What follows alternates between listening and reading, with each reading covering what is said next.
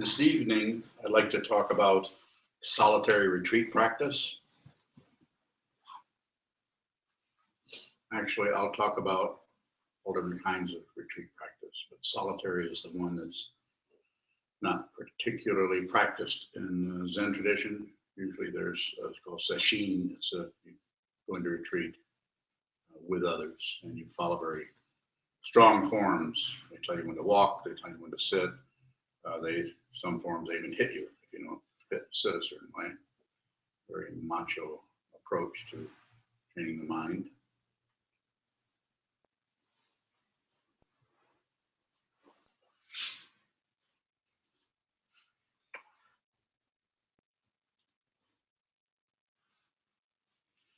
So I've done quite a few different kinds of retreats over the last 40 some years. And I recommend solitary retreat. And what we offer here is two types. Well, actually now we offer three because Anna Maria and I came up with another one. We decided to do it where she sleeps on the roof. I guess we decided not to do that. So strict solitary retreat comes out of the Tibetan tradition, which my teacher, Chogyam Trungpa Rinpoche, was a Tibetan Buddhist meditation master and scholar, and was a tulku, or an incarnation in the Kagyu tradition of ancient Tibet, the same one that Milarepa was in, Gampopa, Tilopa, Naropa. And the way they practiced there probably had something to do with they live way up in the mountains and it gets really cold. And what are they going to do all winter but go in a cave and hide out, do their practice? So that particular practice is a confluence of several different things coming together, including the Indian tantric tradition. The first human teacher or guru in the Kagyu lineage was Tilopa, and he didn't have according to the legend, he didn't have a physical living teacher. He received direct transmission from Vajradhara, who was an incarnation of the Buddha. A lot of fancy talk to say, and we don't know how it happened.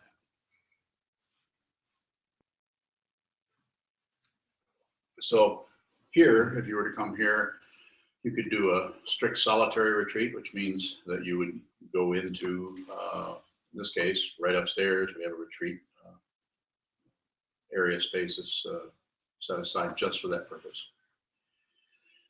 And you would practice 4 hours in the morning, 2 hours in the afternoon, 2 hours in the evening. You wouldn't talk to anyone.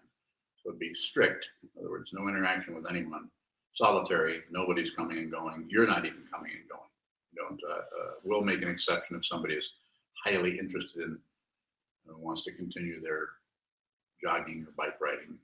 We would talk about that together and see if that's going to be helpful for them to continue that or not. So we do it mutually. I always try to do any kind of retreat practice mutually with the person, interact with them, because I think the more you can customize someone's practice to fit or to resonate with their particular way of being awake and their way of being confused or their way of shutting down on their Buddha nature. So strict solitary retreat is one, and the practice residency is the other. The strict solitary is, as I said, 8 hours a day. A 10-day solitary retreat, you might only have one book to read. And in the practice residency, functions a little different way. You would practice 6.5 hours a day, 2 hours in the morning, 2.5 in the afternoon, and 2 from 7 to 9 at night. And there are people who are doing that kind of a practice right now. The practice residents who live here and have jobs elsewhere, when they're not at their jobs, if they want to live here as a practice resident, whether they're a monk or not, need to comply with that. So if you had a few days off, you should be doing that, participating in that practice residency. So the practice residency, the difference there is that besides being quiet for 2 hours in the morning, you're sitting from 7 to 9, plus doing the sutras as we did this evening. Only a couple more of them. And And then you would get up and do what we call samu, or work period. And you would, in our situation, some temples don't do this, some monasteries don't do this, but ours, since we have a strict solitary, it really separates you from everyone. When we have a practice residency, we actually allow you to interact and want you to interact with other people, so that you're taking the very silence and introspection that is happening in the 2 hours in the morning. You're coming out of that and you're interacting with others in a way that brings that, ideally, is bringing that from a sitting awareness practice into what's been called meditation in action, or just a way of slowly kind of reconditioning the mind to be more aware in the midst of a conversation with someone, no matter how mundane the topic may be.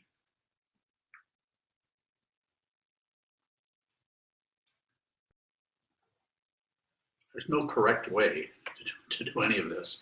It's all being, for 2,500 years, the people have been looking at this, looking at the teachings of the Buddha, looking at the teachings of the ancestors, the lineage holders down through the centuries, and kind of deciding by looking, saying, well, I think I'm going to take this approach. Maybe someone wants to work with koan practice.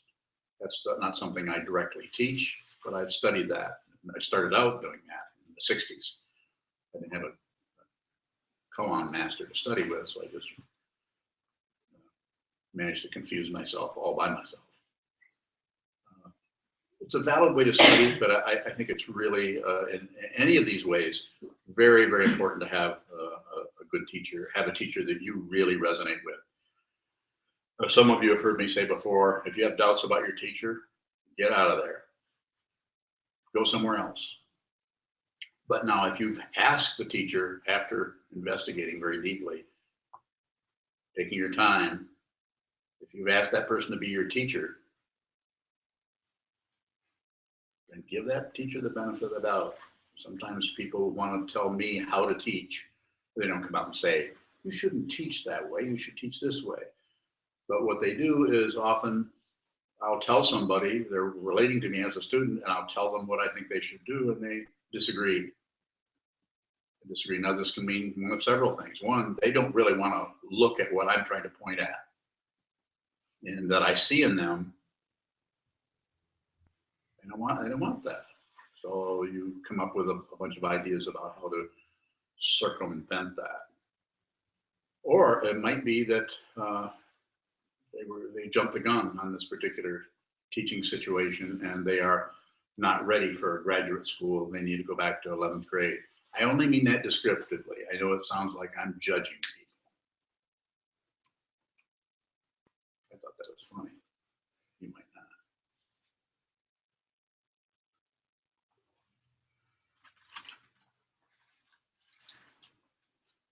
So quite often what I do is I recommend that people go in and do solitary practice, do group practice, do sesshin, and do different combinations. And sometimes you might even find out yourself, I really probably need to spend more time alone. Or you might find that it's really good for me to do a lot of sitting and interact with others. Then I can see more clearly about my relationship dynamics, how those are working. So if you feel, I would say just generally, again, descriptively, not taking anybody's inventory particularly, but if sometimes people will say, this is why you need a teacher right here. One reason. Sometimes people will say, well, my meditation is so much better when I'm by myself. Well, no kidding. Or they might say, I don't want to be by myself. I really need to be around people. I really need to interact with people. So, of course, they probably need to do some solitary sitting. So they pick up on that other side of their personality dynamic that's trying to hide out. Or if they're trying to be, either way it shows up. It's like, I like to say that the people who who really like functional speech, in other words, or noble silence, which some temples have. You have a practice where the whole weekend, the whole thing, nobody talks at all unless it's something like, where's the toilet paper or something. It's just very, very functional. People who are quite introverted love this. They just love to not have to talk to anybody. It's a big relief to not have to constantly say, hey, how are you? How you doing? Not so bad. How are you doing? How are the kids? Blah, blah, blah.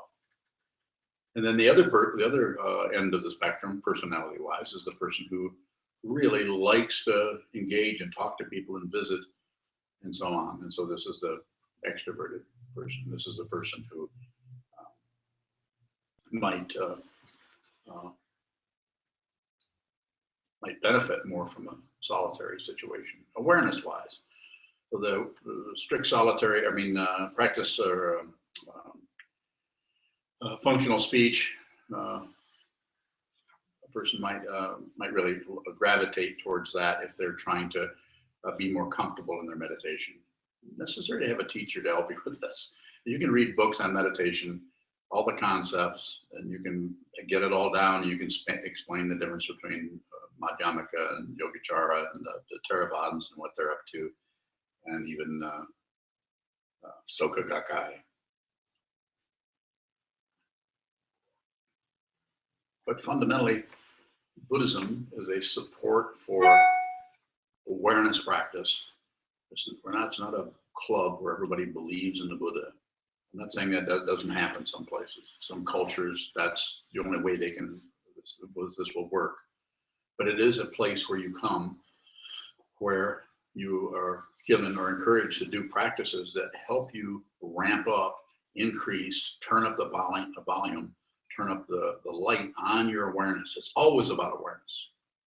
It's never about attaining some state of mind. The attachment to a state of mind is the agenda of ego, trying to get better, trying to get more clear, trying to get more peaceful, trying to have more wonderful experiences of no separation, we're all one, name it.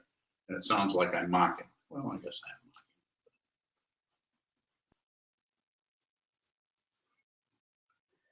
So,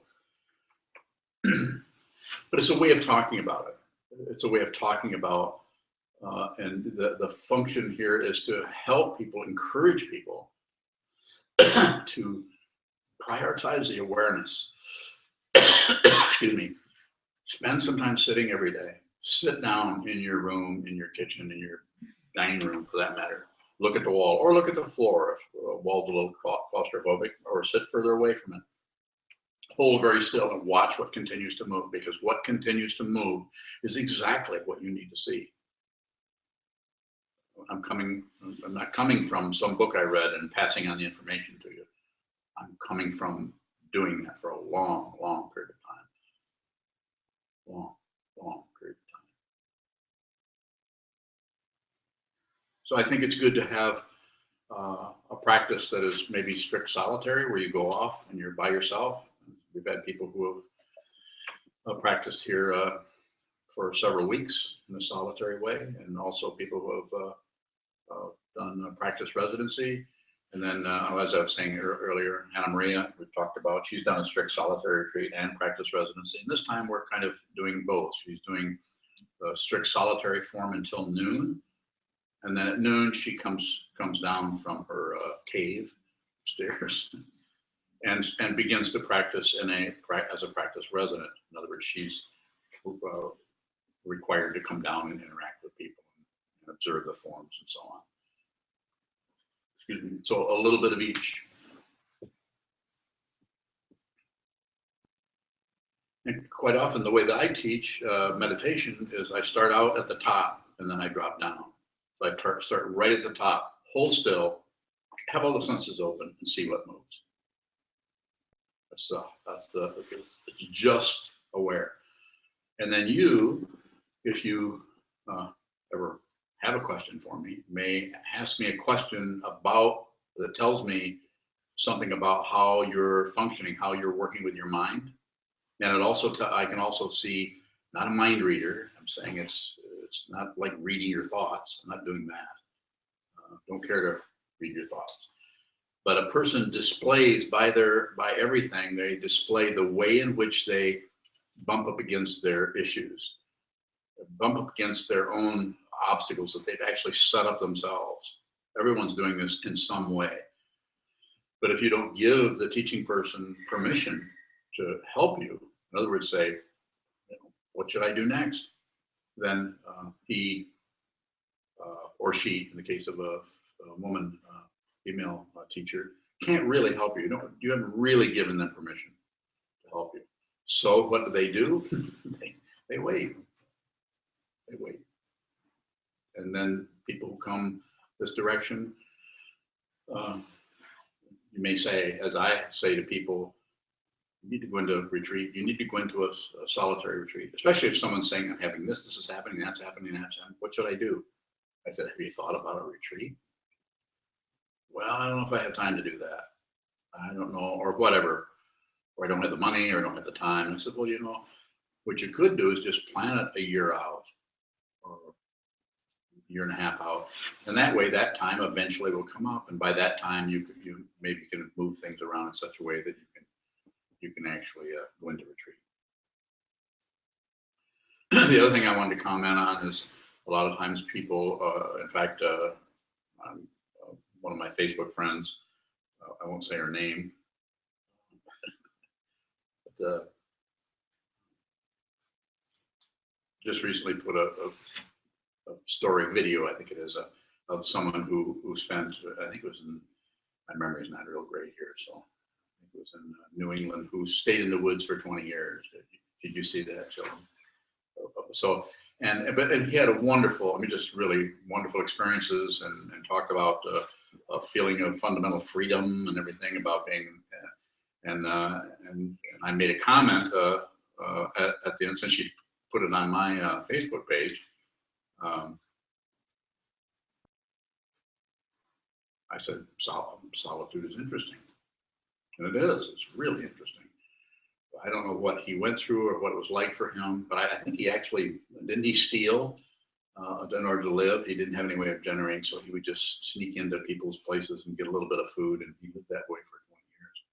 A very fascinating story. It must have been a really quite an eccentric fellow to be living that way.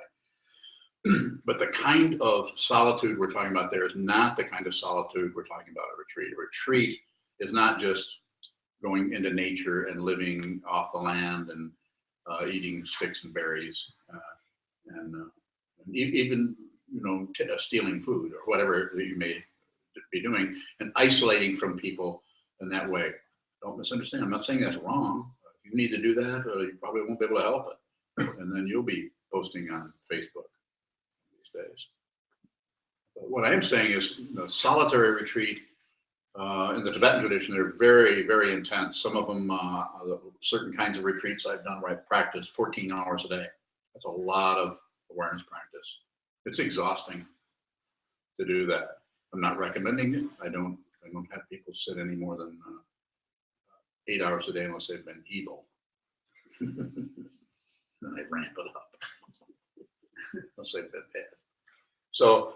And the idea there isn't about punishment. It's about saying, okay, we need more awareness. You need to exercise more. You need to get the strength of your awareness. The awareness needs to be so strong. As a little visual aid here, the awareness needs to be so strong that it leaks or goes out or blows out or moves out in front of the thinking process. If the thinking process is leading, you may be really, really correct. You may be really appropriate. It may be very logical. You may have all kinds of stories to back up your activity, back up your insights, back up. But too much knowledge is ignorance. In fact, any knowledge is ignorance, because anytime you know one thing, see how I'm knowing this one thing here? What am I doing to you guys? Ignoring. Ignoring it. You can't know this without ignoring that. So what are you going to do about that? Awareness. Awareness. Because it's not so much about looking at this. We're not saying don't focus on something, but be aware that when you focus on something, you are actually disconnecting from a whole lot that you might better not disconnect from, especially if you're driving a car.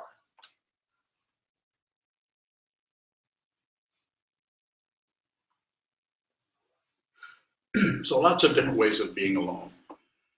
lots of different motivations for being alone. It can be very idealistic to think, I just want to go off into the woods, live off the land, and, and I just want to have a couple of buffaloes for pets.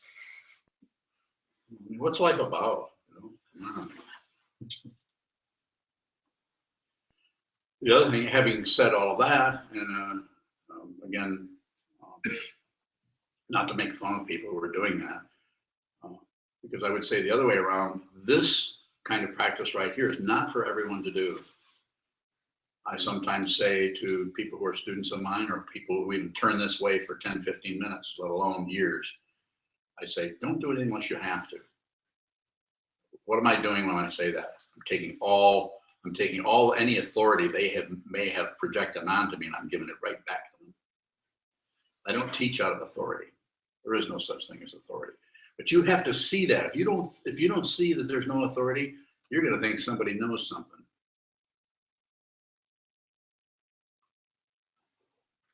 If you realize it, all bets are off. You no longer need to look any direction for any kind of help from anybody. Not that you don't need somebody to fix your flat tire. I'm not talking about that. I'm just saying that the basic understanding of what life is about has been clarified for you. And you can live in a straightforward and direct, genuine, sincere, honest, upright way, to use the fancy adjectives.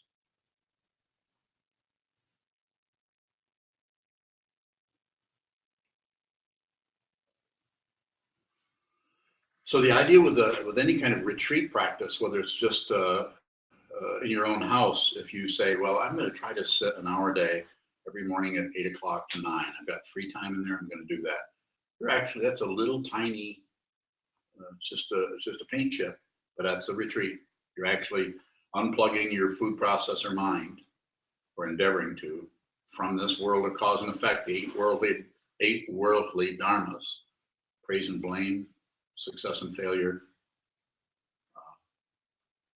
gain and loss, and so on. All of the polarities that we're kind of trying to squeeze some happiness out of some sorrow, out of this world of cause and effect, cause and effect. You're actually going to pull the plug, sit down, and do what? Let everything just fall to the bottom. If it doesn't fall to the bottom, sit longer. But why do that? Why would you do that? Why would you want to just sit there? Don't you want to meditate and get more peaceful? Don't you want to do a special, highly special meditation technique that helps you do something with your awareness that is more cool? I mean, this is boring. You want the fan on? I'll be all right too. Oh, yeah. Use something else. Don't fan yourself with a chance, but you can use something else. Somebody get her something. I'm all right. And then it's not they're holy. They're not really holy. They're just, everything is holy. Yeah. Fan yourself with a piece of tree bark, probably. Mine went thin enough.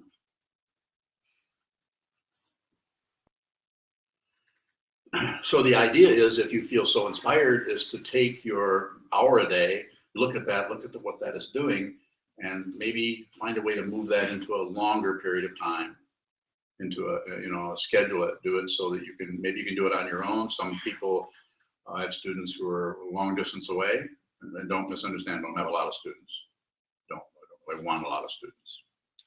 But people who are long distance away, I have them do what I call block sitting. If they can't get to a place where there's a really strong structure and a strong schedule and a strong set of forms that actually gives you, if you come here, that Han and bell out there, that you hear that struck 3 times a day. And that's basically telling you it's time to come in here and sit down and do nothing. Just sit still and observe through the 6 sense fields. But if you're off by yourself, something that I've kind of come up with, not my invention particularly, but it's something I call block sitting. And I originally came up that for inmates in prisons when we're still going in there somewhat, so that they could have their own like mini retreat. I say just pick out a 4-hour block of time anywhere, and, you know, 3 in the morning till 7 in the morning, sometime when you're not going to be disturbed by the head counts and things like that.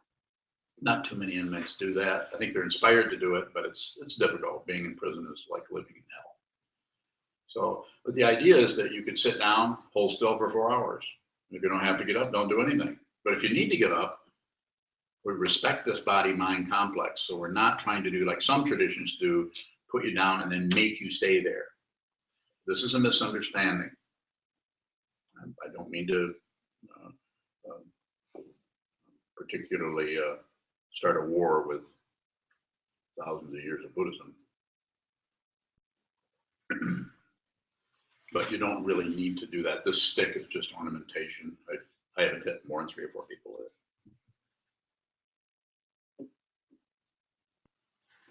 But we need some kind of a form, some kind of a structure. And in our culture, this situation, we need to agree with it. So it isn't like we're being ordered to do it. We aren't a bunch of 18-year-old monks living in ancient India who had to be ordered around probably so that their mother and father would feel like they were learning something. But in our situation, you could actually do that yourself. You could say, every couple of weeks, take out for 4 hours, figure out 4 hours and sit down, hit the bell, or, you know, otherwise start to hit a water glass with a spoon for that matter, sit down and just observe what continues to move. This seems to be extremely powerful in transforming the way we actually look at our world. Ego, or a self-centered mind, doesn't really want to be seen. And that ego will take desperate measures to try to avoid being seen by what? Consciousness itself, or your Buddha nature, to use the fancy word. So you would know if you were to say, so Sokuzan, do you think I should go into retreat? I'd say, I don't know, what do you think? Okay, well, seems like it would be a good idea. I said, let's schedule it. Or not. Maybe I have someone right now who wants to come here and is very enthusiastic and very dedicated, and it's, you know what I'm saying, very enthusiastic. But it needs to be a little bit of a moving along slowly and seeing if that's actually going to occur, rather than jump into a situation like this. It can be kind of a frying pan situation. That being said, if you really wanted to do that, then I'm all about helping you do that. So I don't really take away your intelligence so that I can tell you what to do. It's a different way of working with the whole idea of authority. There really isn't any authority, because anything that anyone or anything that's promoting him or herself or itself as an authority has limited vision. Their vision is shut down by the rules or laws or forms that they think are the correct ones. And so there's all kinds of room for questions here. I have not made sense at all, so you've got plenty of room for questions. You said that ego doesn't want to be seen. Yes. So why don't I have thoughts of I don't want to be seen? Or Too obvious. If you did that, then you'd probably be talking to a therapist instead of me. why is this ego hiding out?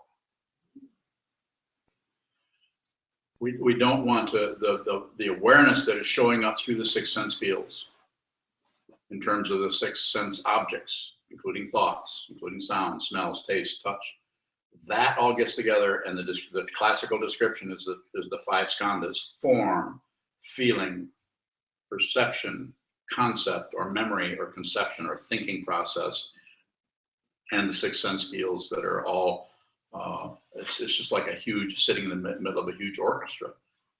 And it feels like there's somebody solid there.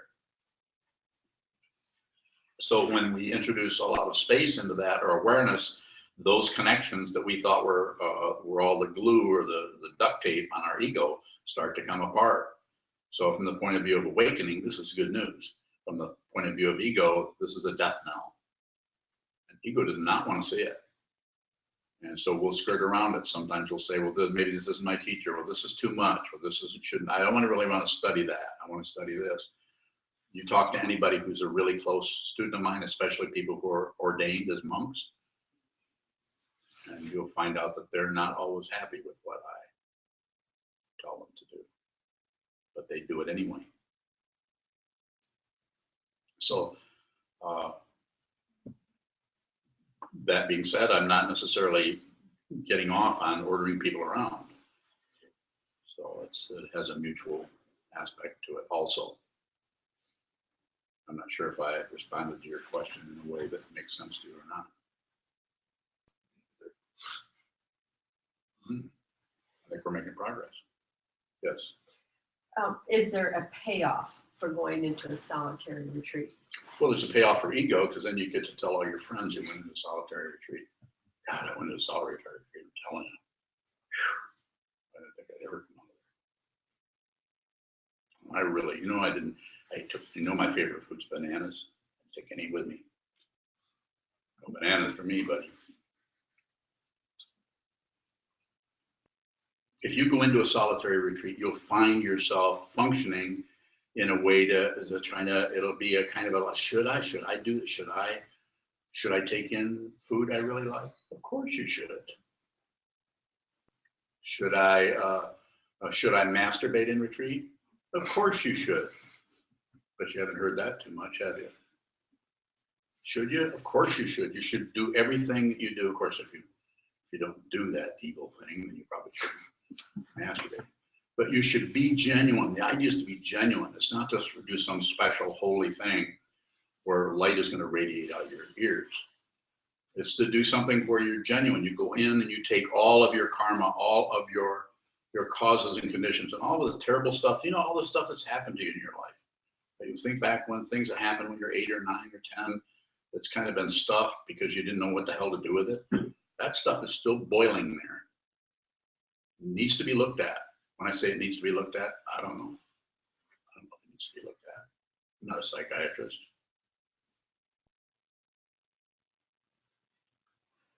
Yeah, you knew that, though, didn't you? Oh, I laughed, the chair squeaked. So the idea is to be going to retreat, and my teacher, Chogyam Trungpa Rinpoche, he tricked me into a 10-day solitary retreat. I never would have done that. I'm going to go to retreat. But I had an interview with him, and it was kind of things came together. I was at Naropa Institute in 1974, and I had an interview with him, and my meditation instructor, Mr. Darwin, at the time, says, you need to talk to Rinpoche. You need to talk to Rinpoche. But what I was going through, and I came in front of him, and I've told this story several times. I'm not going to tell the whole thing, but I'm going to tell you the part that really is pretty amusing. For one thing, I was completely like deer in the headlights kind of thing. Here's a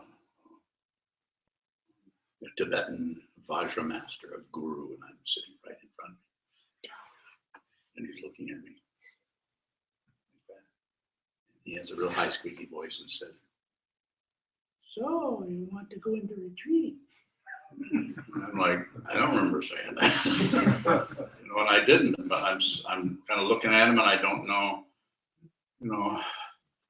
I don't know what to say. And so I just stood there, and I thought, well, I didn't say anything about that. But then I'm looking at him, I don't dare talk to him that way. And I went. And then he looked at me and said, kind of mockingly, he says, so who inspired you? And then again, I would like to say, ego-wise, I would like to say, Rinpoche, I read your books. I think you're really a cool guy. And you seem to know a lot, and that really has helped me with my meditation. So, you inspired me, but I was not able to do that. All I could do is go, because I knew if I opened my mouth, he would be able to see all the way through me. Of course, looking back, he could see all the way through me anyway. And I was a mess. So anyway, he put me in retreat. When we're sitting in front of you, can you see all the way through us? Can you? No, I can't. I'm not, I can't do what he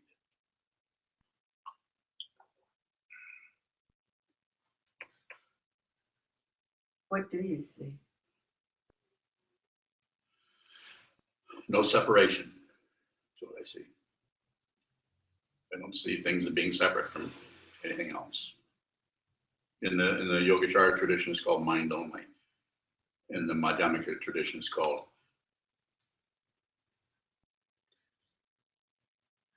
empty. Things are empty of what you think they are.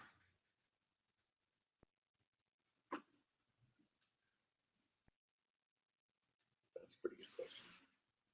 Does that mean you're empty of what I think you are? Exactly. Okay. Getting it. Yes. Yeah, there's no one here but you. And it's a realization. It's not a thought or an analysis. It's you actually realize it. When you realize it, warfare is over. Everything's over. Nobody knows any more than anybody else, unless they do, of course. In which case, you better listen to them.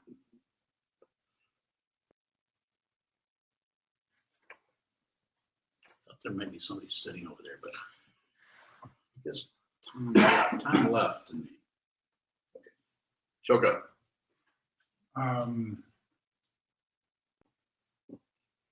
How would someone set up a solitary retreat practice if they didn't have a teacher? I think it could probably be done, but I think it would be really good to not to do a solitary retreat unless you had someone who had actually done one also. So would you be able to just find someone who's not like your spiritual friend, teacher, or? Well, I think people do that, but it'd be a little. It would be difficult. Even I was trained in the Shambhala tradition, Shambhala Kagyu lineage of Tibetan Buddhism, as a meditation instructor in 1978. And in order to do that, you had to have sat a month at a daten or a group sitting. You had to do that, and you had to take the 2-week course in teaching meditation, which basically just all they do is they train you how to teach the technique, and they teach you how to stay out of people's business, so you don't turn into a therapist.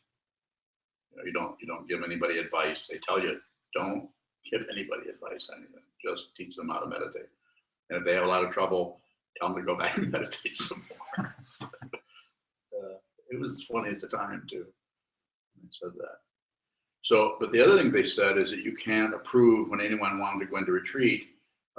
You couldn't approve any retreat any longer than one you had done yourself.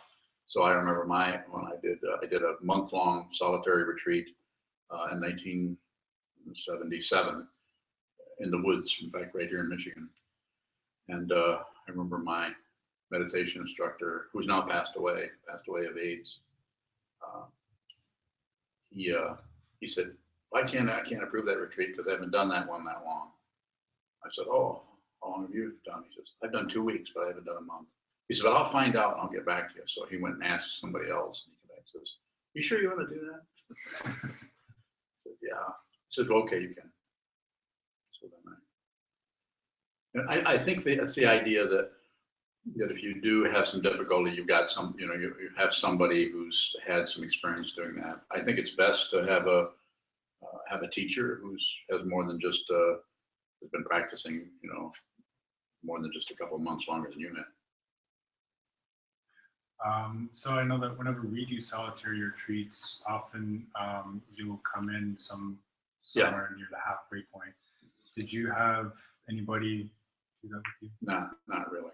No, I just think it's a good thing to do. That's why I do it, and I don't do it because, like if you do a 10-day retreat, I'll come in after 5 days, just talk for 5-10 minutes.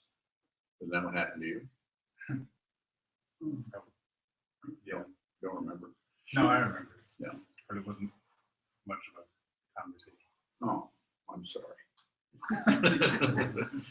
But the idea is to support whatever you're running into. And if you've never done a solitary retreat, you can, sitting down and doing nothing but just watching your mind come and go on a schedule where you're doing it 8 hours a day, can put your awareness down into some stuff that you may have been trying to avoid for the last 18 years or 22 years or whatever. So I just feel it's good to at least start that way. And then later on, you don't need to have anybody come in.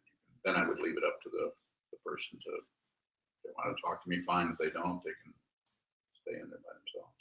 Yes, sir. How would your students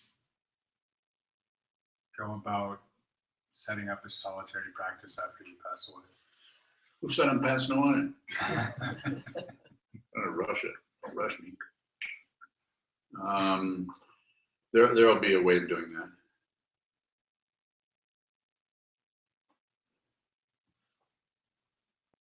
There'll be a way of doing that. It's not necessary to talk about now. Yes. Question from Shane. Mm-hmm. He says, is there a difference between sitting 1 hour in the morning and 1 hour at night versus a 2-hour block? Yeah, there's the difference. Just what he just said, the obvious difference. But then, if you're able to do that, it'd be good to trade back and forth. Do 2 hours, and then for a few days do an hour in morning and night. And then you'll kind of sense after, if you do enough of it, you'll sense that it might be good to do the 2-hour block together. Or not. You might find breaking it up is working, because here the thing is, there's so many causes and conditions that in order for me to comment on that,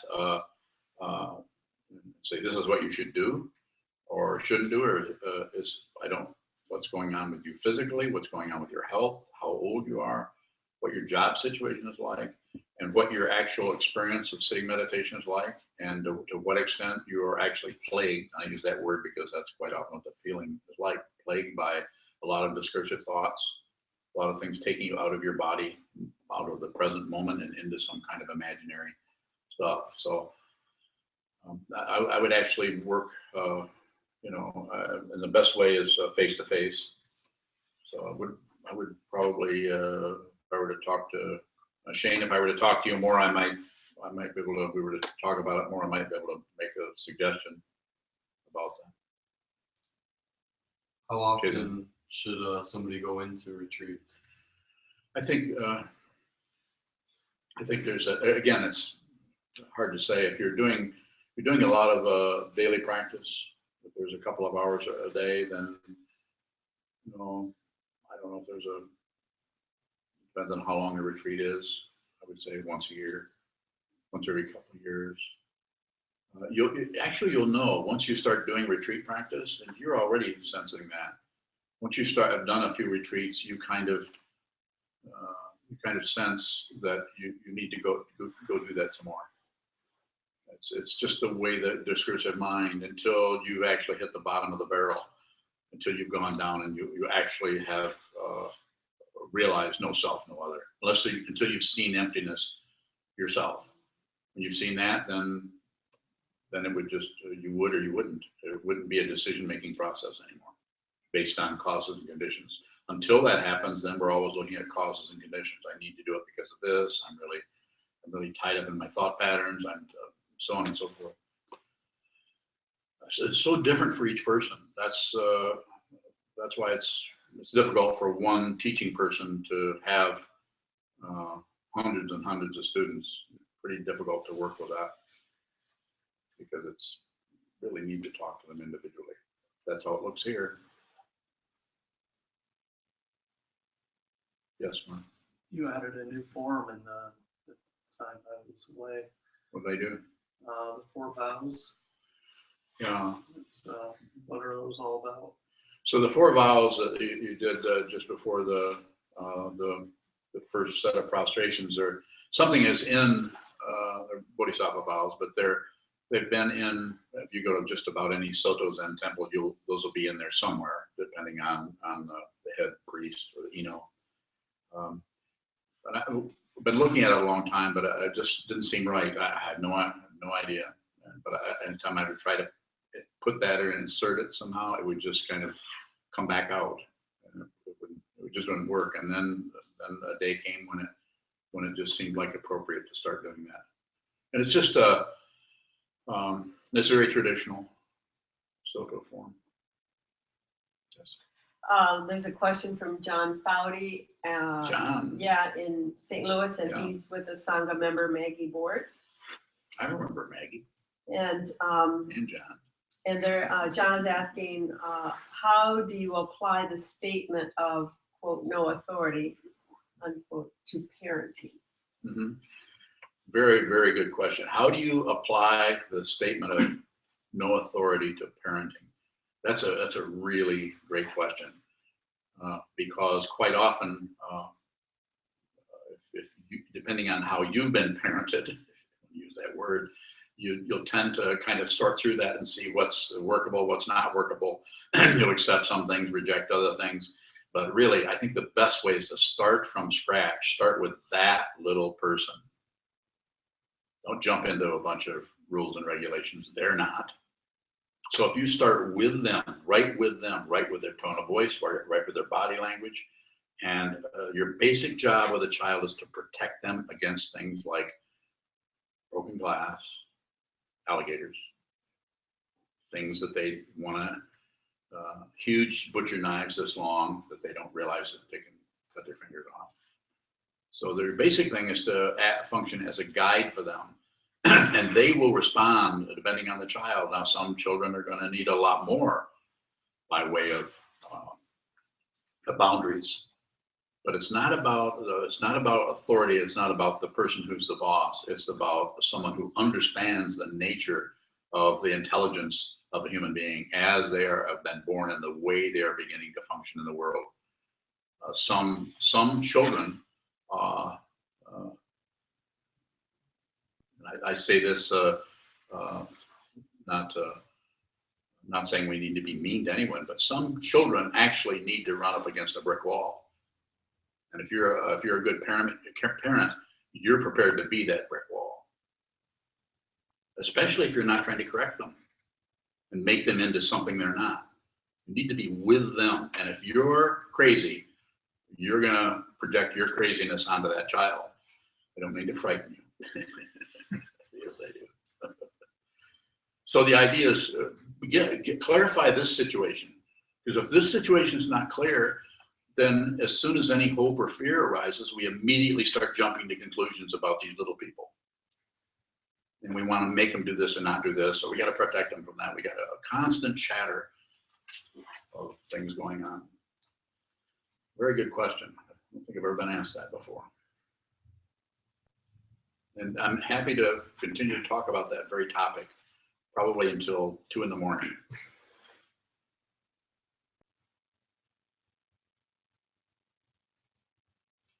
Think back on your own childhood, and think back when you were, think when you were 4 years old, and there were maybe 3 or 4 adults in the room. And any one of your memories, you're going to find this here. And remember that there was one adult there, maybe if you're lucky, that really respected you. They didn't ask you stupid questions like, "What are you going to be when you grow up?" They just were with you, and they would listen to you, and they, even though you weren't able to express yourself like an adult, they hung in with you and could have some kind of a conversation with you where they were just as important as, or where you were just as important as they were. You can feel that. You can't. It's like you have children have huge bullshit detectors. A child can walk in a room and spot the person who's completely all wrapped up in themselves and thinks they're right and thinks they should be in charge of everything.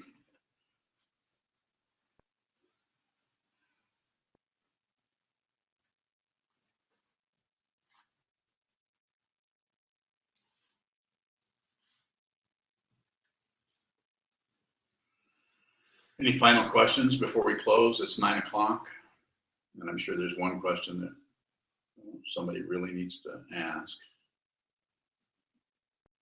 but I won't know the answer to.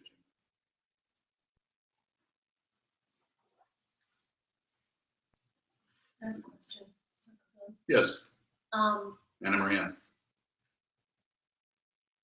Can someone use retreat, Could someone use retreat?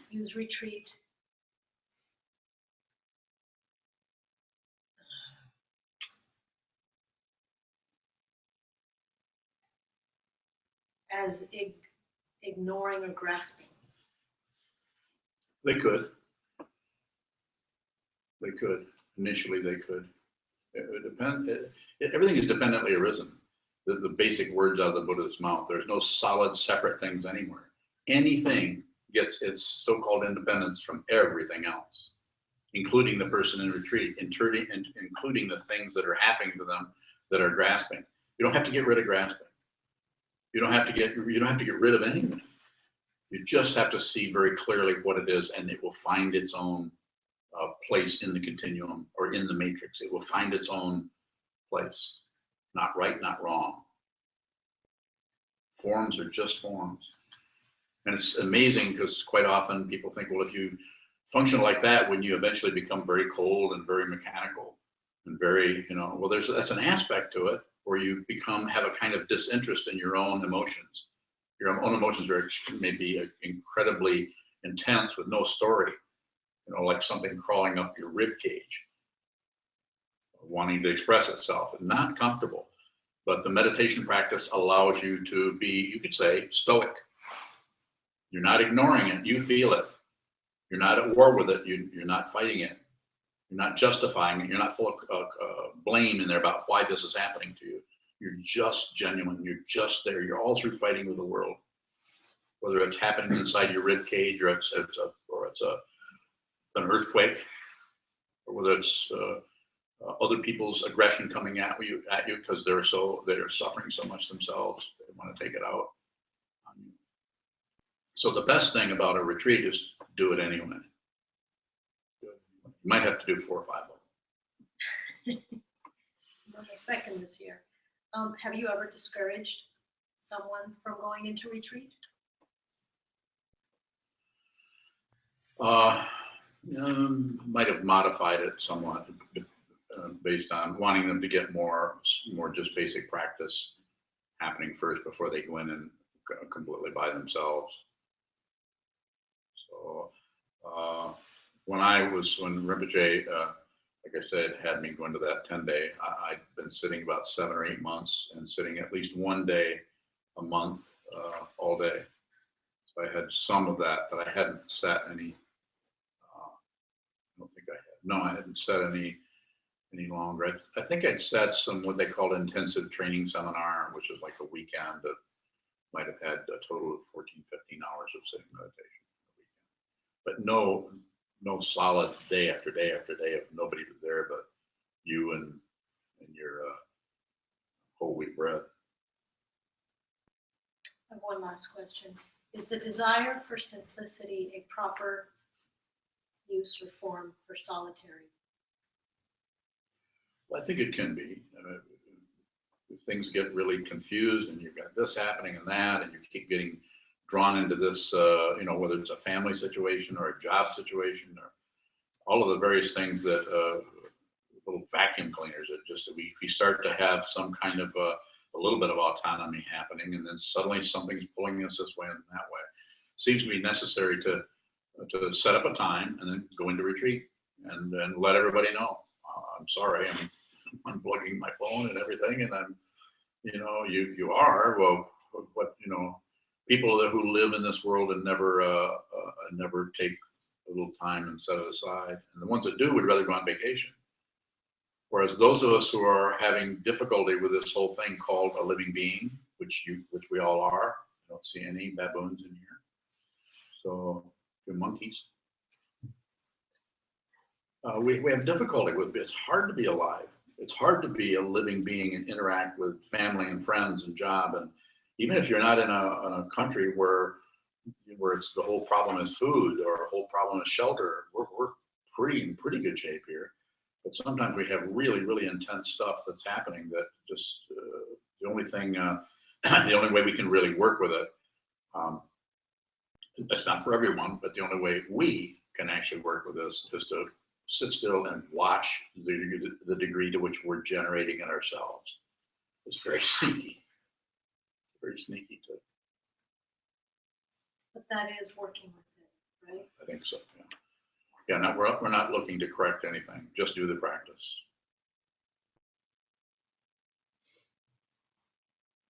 Any final questions before we close? Anyone on the line? No, but that was Maggie's question. She said, thank you. About Was it? authority. Oh, good. Well, I got a lot to say about that. Maybe I'll give a talk on authority. Did I forget to talk on authority? Get your own- Do I have the Yeah, who's in authority? charge? Yeah, get your own authority, yeah. Who's in charge? That's the one. Okay, very good. So we can dedicate the merit.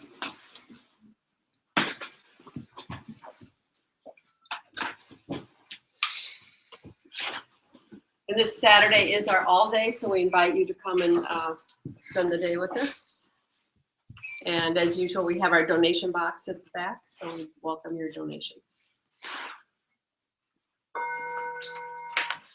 May the merit of this penetrate into all places so that we and every sentient being together can realize the Buddha's way. Jiho san chi shi